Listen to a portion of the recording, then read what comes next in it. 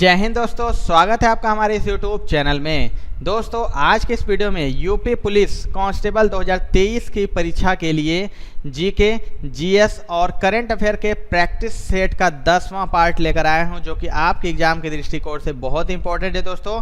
तो वीडियो को अंत तक जरूर देखेगा एंड वीडियो पसंद आए दोस्तों तो वीडियो को लाइक जरूर कर दीजिएगा एंड चैनल पे नए होंगे तो चैनल को सब्सक्राइब जरूर कर लीजिएगा। तो चलिए दोस्तों वीडियो को स्टार्ट करते हैं। आज का जो हमारा सबसे पहला क्वेश्चन है दोस्तों कि उपनिषद किस विषय पर लिखी गई पुस्तक है। ऑप्शन है औषधि, राजनीति, दर्शन या फिर विज्ञान।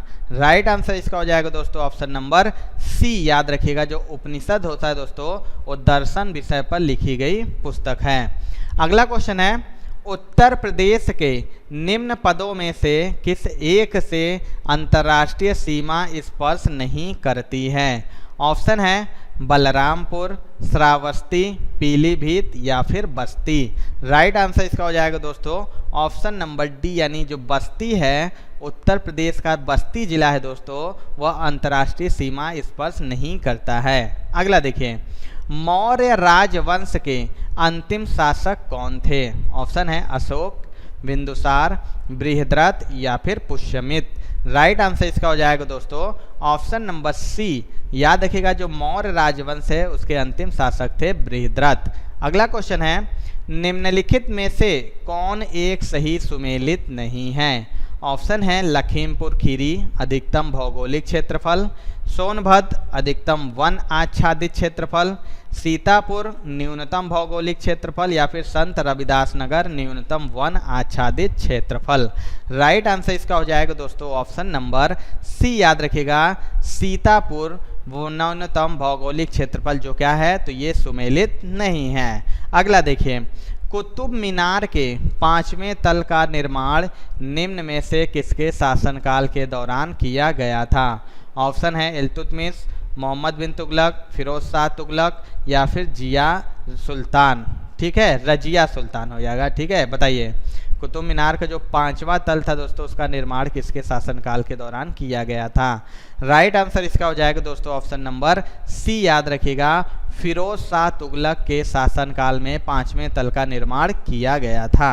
अगला देखिए निम्न प्रकारों की मिट्टी में से किसी एक की बुंदेलखंड क्षेत्र में प्रमुखता है। ऑप्शन है काली कपास की मिट्टी, जलोढ़ मिट्टी, करैल मिट्टी या फिर विंध्यन मिट्टी। राइट आंसर हो जाएगा दोस्तों इसका ऑप्शन नंबर ए। याद रखिएगा जो बुंदेलखंड है दोस्तों वहाँ पे काली कपास की मिट्टी की प्रमुखता है। अगला क्वेश्चन है बहमनी सल्तनत की स्थापना निम्नलिखित में से किसने की थी। ऑप्शन है महमूद गवान, अलाउद्दीन हसन बहमन शाह, मोहम्मद शाह या फिर मोहम्मद बिन तुगलक।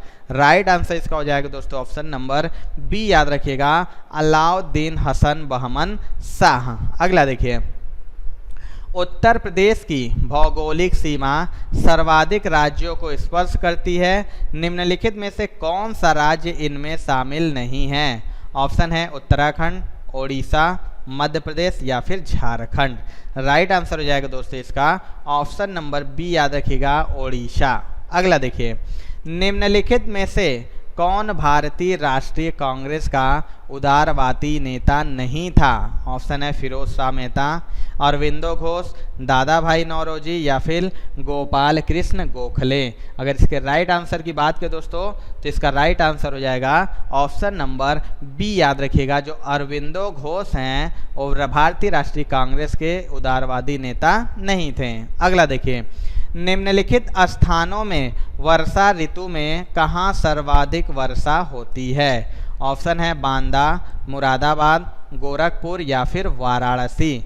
राइट आंसर इसका हो जाएगा दोस्तों ऑप्शन नंबर सी यानी गोरखपुर। याद रखिएगा सबसे ज़्यादा वर्षा ऋतु में कहाँ सर्वाधिक होती है उत्तर प्रदेश में तो गोरखपुर में होती है। अगला देखिए निम्नलिखित में से किसने भारत में ब्रिटिश शासन के दौरान रैयतवाड़ी व्यवस्था तैयार की थी। ऑप्शन है Lord Minto, captain Alexander read, Lord Dalhousie या फिर वॉरेन हेस्टिंग्स। राइट आंसर इसका हो जाएगा दोस्तों ऑप्शन नंबर बी। याद रखिएगा ब्रिटिश शासन के दौरान जो रैयतवाड़ी व्यवस्था थी उसको तैयार किया था कैप्टन अलेक्जेंडर रीड ने। अगला देखिए निम्नलिखित में से कौन सा युग्म सही सुमेलित नहीं है? ऑप्शन है महावीर स्वामी अभयारण्य जनपद ललितपुर, लाख बहोसी अभयारण्य जनपद कन्नौज, किशनपुर वन्यजीव अभयारण्य बलरामपुर, कैमूर अभयारण्य मिर्जापुर एवं सोनभद्र। राइट आंसर इसका हो जाएगा दोस्तों ऑप्शन नंबर सी, याद रखिएगा सही सुमेलित है। किशनपुर जो वन्यजीव अभयारण्य है वो जनपद बलरामपुर में स्थित नहीं है। अगला देखिए, निम्न में से कौन सा कथन सही है? ऑप्शन है 1975 में आपातकाल के समय गुलजारी लाल नंदा भारत के प्रधानमंत्री थे, या फिर इंदिरा गांधी भारत की प्रधानमंत्री थी, या फिर चरण सिंह थे, या फिर मोरारजी देसाई थे। चलिए फटाफट आंसर देंगे सभी लोग। तो राइट आंसर देखिए हो जाएगा दोस्तों इसका ऑप्शन नंबर बी। याद रखिएगा जब 1975 में आपातकाल देश में लगा था उसमें इंदिरा गांधी भारत की प्रधानमंत्री थी। अगला देखिए, निम्नलिखित में से कौन सा रामसर स्थल उत्तर प्रदेश में स्थित नहीं है? ऑप्शन है सुर सरोवर, समसपुर पक्षी अभयारण्य, सरसरी नावर झील, या फिर सुरिनसर मानस झील। राइट आंसर हो जाएगा दोस्तों इसका ऑप्शन नंबर डी। याद रखिएगा जो सुरिनसर मानस झील है यह उत्तर प्रदेश में स्थित नहीं है। अगला क्वेश्चन देखें, भारत के संविधान का कौन सा अनुच्छेद राष्ट्रपति के चुनाव की प्रक्रिया से संबंधित है? ऑप्शन है अनुच्छेद 67, अनुच्छेद 55, अनुच्छेद 51 या फिर अनुच्छेद 74। राइट आंसर इसका हो जाएगा दोस्तों ऑप्शन नंबर बी। याद रखिएगा अनुच्छेद जो 55 है राष्ट्रपति के चुनाव की प्रक्रिया से संबंधित है। अगला क्वेश्चन है, हाल ही में भारत द्वारा स्वाति नामक एक मोबाइल आर्टिलरी लोकेटिंग चरणबद्ध सरणी रडार प्रणाली विकसित की गई है, उस रडार का विशिष्ट प्रकार क्या है? ऑप्शन है हथियार का पता लगाने वाला रडार, हार्बर निगरानी रडार, भूतल खोज रडार, या फिर तटीय निगरानी रडार। राइट आंसर हो जाएगा दोस्तों इसका ऑप्शन नंबर ए। याद रखिएगा जो हथियार का पता लगाने वाला रडार। अगला क्वेश्चन देखिए, भारत में संविधान सभा के चुनाव में हुआ था। ऑप्शन है जुलाई 1946, अगस्त 1945, नवंबर 1946 या फिर जनवरी 1945। राइट आंसर हो जाएगा दोस्तों इसका ऑप्शन नंबर बी। याद रखिएगा संविधान सभा के चुनाव अगस्त 1945 में हुआ था। अगला क्वेश्चन है, दुनिया की पहली स्वचालित चालक रहित ट्रेन का अनावरण किस देश में किया गया है? ऑप्शन है जापान, भारत, इंग्लैंड या फिर जर्मनी। राइट आंसर इसका हो जाएगा दोस्तों ऑप्शन नंबर डी। याद रखिएगा जर्मनी। अगला क्वेश्चन है, निम्नलिखित में से कौन सा अनुच्छेद शिक्षा के अधिकार के प्रावधान को स्थापित करता है? ऑप्शन है अनुच्छेद 22/3, अनुच्छेद 21A, अनुच्छेद 20(1), अनुच्छेद 23। राइट आंसर इसका हो जाएगा दोस्तों ऑप्शन नंबर बी। याद रखिएगा अनुच्छेद 22(1) के द्वारा शिक्षा के अधिकार का प्रावधान किया गया है। अगला क्वेश्चन देखिए, पीएम मोदी ने किस राज्य में जल जन अभियान का वर्चुअल उद्घाटन किया है? ऑप्शन है सिक्किम, राजस्थान, उड़ीसा या फिर असम। राइट आंसर हो जाएगा दोस्तों इसका ऑप्शन नंबर बी। याद रखिएगा राजस्थान में। अगला देखिए, भारतीय संविधान की कौन सी विशेषता जापान के संविधान से ली गई है? ऑप्शन है विधि द्वारा स्थापित प्रक्रिया, राष्ट्रपति और सर्वोच्च न्यायालय के न्यायाधीशों पर महाभियोग, संविधान का संशोधन या फिर विशेषाधिकार रिट। राइट आंसर हो जाएगा दोस्तों इसका ऑप्शन नंबर डी। याद रखिएगा जो विशेषाधिकार रिट है दोस्तों यह जापान के संविधान से लिया गया है। अगला क्वेश्चन देखें, भारत के किस राज्य में दुनिया के सबसे लंबी रेलवे प्लेटफॉर्म का उद्घाटन किया गया है? ऑप्शन है गुजरात, बिहार, महाराष्ट्र या फिर कर्नाटक।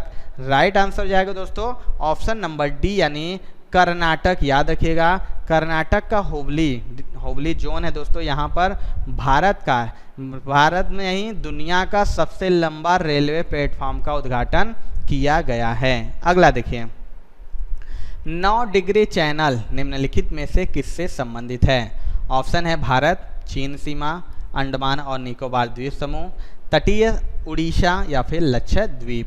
राइट आंसर हो जाएगा दोस्तों इसका ऑप्शन नंबर डी। याद रखिए जो 9 डिग्री चैनल दोस्तों लक्षद्वीप से संबंधित है। अगला देखिए, वित्तीय वर्ष 2022-23 में चीनी के उत्पादन में उत्तर प्रदेश किस राज्य को पीछे छोड़कर पहले नंबर पर आ गया है?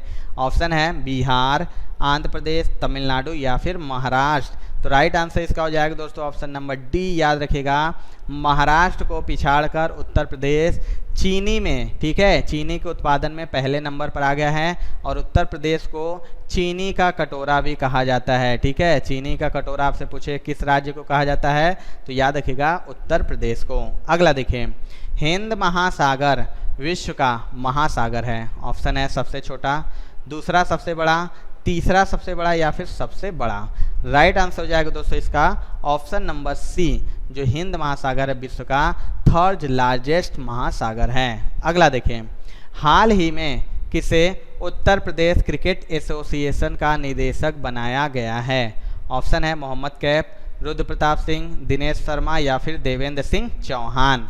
राइट आंसर हो जाएगा दोस्तों इसका ऑप्शन नंबर डी। याद रखिएगा, देवेंद्र सिंह चौहान को उत्तर प्रदेश क्रिकेट एसोसिएशन का निदेशक बनाया गया है। अगला देखिए, विश्व की सबसे बड़ी प्रवाल भित्ति कौन सी है? ऑप्शन है अंडमान और निकोबार द्वीप समूह, great barrier reef, Florida reef या फिर लक्षद्वीप। राइट आंसर हो जाएगा दोस्तों इसका ऑप्शन नंबर बी। याद रखिएगा, सबसे बड़ी प्रवाल भित्ति है ग्रेट बैरियर रीफ। अगला देखिए, हड़प्पा वासियों को वर्तमान राजस्थान से कौन सी धातु प्राप्त हुई थी?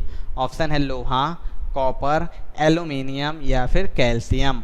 आंसर इसका हो जाएगा दोस्तों ऑप्शन नंबर बी। याद रखिएगा, वर्तमान राजस्थान से कॉपर धातु प्राप्त हुई थी। अगला देखिए, निम्नलिखित में से कौन सा नदी की लंबाई का सही क्रम है? ऑप्शन है गंगा, गोदावरी, कृष्णा, यमुना, गंगा, यमुना, गोदावरी, कृष्णा, गोदावरी, कृष्णा, गंगा, यमुना या फिर गोदावरी, गंगा, कृष्णा, यमुना। तो दो ठो देखिए ऑप्शन तो पहले ही गलत हो जाता है। अगर हम बात करें बचा दो, क्योंकि सभी को पता है सबसे लंबी नदी कौन सी है दोस्तों, तो सबसे लंबी नदी गंगा है।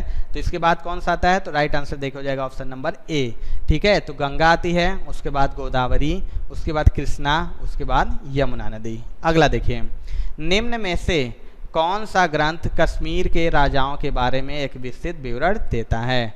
ऑप्शन है राजतरंगिणी, विनय पिटक, दीपवंश या फिर कथा सरिता सागर।